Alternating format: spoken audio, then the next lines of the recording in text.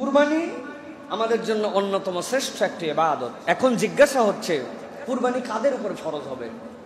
কি পরিমাণ সম্পদ থাকলে আমাদের জন্য কুরবানি ফরজ? ভালো করে ক্লিয়ার কনসেপ্ট করেন। আর যদি কুরবানি ফরজ হওয়ার পরেও কেউ কুরবানি না দেয়, রাসূলুল্লাহ সাল্লাল্লাহু আলাইহি সাল্লামের পক্ষ থেকে তার জন্য ঘোষণা কি? নানান কৌশলে, নানান অজুহাতে, নানান টেকনিকে আপনি কুরবানির থেকে দূরে আছেন, অথবা আপনি জানেন না কি ফরজ আপনার। রাসূলুল্লাহ সাল্লাল্লাহু আলাইহি সাল্লাম থেকে বিধান, কুরবানি হচ্ছে ওয়াজিব তাদের জন্য।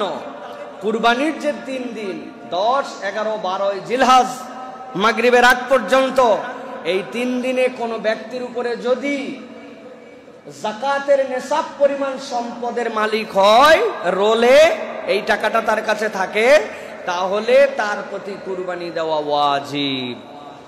যাকাত নেশাব হওয়ার পরে 1 বছর পূর্ণ হওয়া একটা নেশাব, কিন্তু কুরবানির নেশাব এই 3 দিনে আপনার কাছে এই পরিমাণ টাকা থাকলে, যেটাতে আপনার প্রতি যাকাত ফরজ হয়, সেই হিসাবে এখন 1 লক্ষ টাকা আপনি যদি 52.5 তোলার রূপার দাম ধরেন, এই হিসাব করেন, সব মিলাই আপনার কাছে যদি লাখখানিক টাকার মতো এই 3 দিনে ক্যাপাসিটিতে থাকে, তাহলে আপনার জন্য একটা অংশ দিয়ে আপনার সামর্থ্যের মধ্যে কুরবানি দেওয়া আপনার প্রতি ওয়াজিব।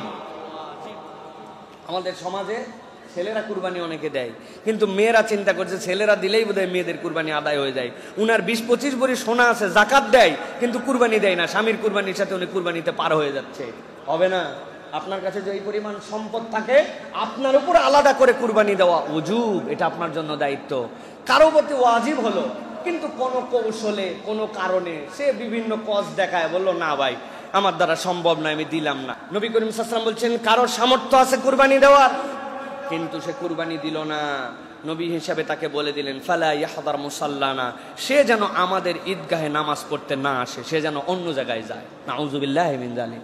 তার মানে কি? মুসলমানদের ঈদগাহে কে নামাজ পড়তে যাবে? মুসলমানরাই তো যাবে। নবী করিম সাল্লাল্লাহু আলাইহি ওয়াসাল্লাম তাকে থ্রেট দিচ্ছেন যে তুমি তোমার ঈমানের ভিতরে খামতি এনে ফেলছো, তুমি মুসলমান হিসেবে পরিচয় দিতে রাসূলুল্লাহ সাল্লাল্লাহু আলাইহি ওয়াসাল্লাম লজ্জাবোধ করতে বলেছেন তাকে, যে তোমার প্রতি কুরবানি ওয়াজিব হলো, তুমি কুরবানি দাও না। কয় টাকা লাগে? একটা ভাগে কুরবানি দিলেও 10,000 টাকা হলে এনাফ হয় অনেক সময়, কিন্তু সে তারপরে কুরবানি দেয় না। নবী করিম সাল্লাল্লাহু আলাইহি ওয়াসাল্লাম তার জন্য থ্রেট দিয়েছেন। অতএব যাদের প্রতি কুরবানি ওয়াজিব, এই মানুষগুলো কুরবানি আদায় করে দিবেন। অনেক ছাত্র ভাইয়ের প্রতি কুরবানি ওয়াজিব, ওনার বাপ ওনার নামে এফডিআর বানায় রাখছে, মাসে মাসে 2,000-3,000 টাকা করে দেয়, ব্যাংকে ওনার 4-5 লাখ টাকা পড়ে আছে। উনি বলছেন আমি এখনো চাকরি পাইনি, বিয়ে করিনি, আমি আব্বারও দিনে আছি, কিন্তু ওই টাকার মালিক কে? সে।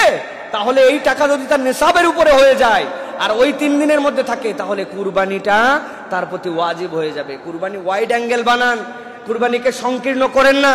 আমরা একটা শ্রেণী কুরবানি দাতা আর একটা শ্রেণী কুরবানির খাতা হয়ে গেছে আমরা। এটা ভালো নয়। কুরবানি দেওয়া এটা আল্লাহ রাব্বুল আলামিনের পক্ষ থেকে একটা অসাধারণ ইবাদত। এর দ্বারা আল্লাহ আপনার সম্পদে বৃদ্ধি দিবেন, আল্লাহ আপনার ইবাদতকে কবুল করবেন, আল্লাহ আপনার জন্য এমন রিওয়ার্ড দিবেন।